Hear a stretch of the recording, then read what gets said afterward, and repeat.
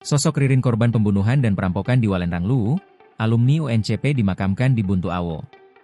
Jenazah Ririn Andriani Pasali, Eskom, 31 tahun, karyawan agen BRI Link di Desa Lalong, Kecamatan Walendrang, Kabupaten Luwu, Sulawesi Selatan dikebumikan, Kamis, 19 Februari 2026, Wita siang.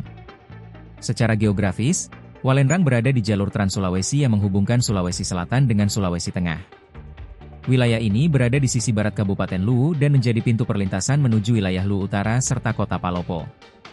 Jarak ke Walendrang, Luwu ke Makassar sekitar 390 km.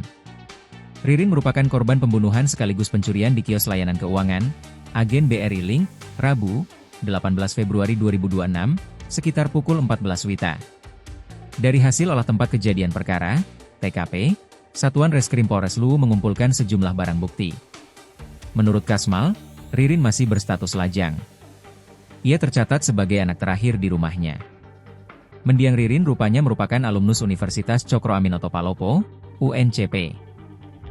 Nama lengkapnya, Ririn Andriani Pasali. Kepulangan Ririn membawa luka mendalam bagusivitas akademika UNCP. Itu dibuktikan lewat postingan ucapan belasungkawa yang dibuat resmi Fakultas Teknik Komputer, UNCP di Instagramnya Commons.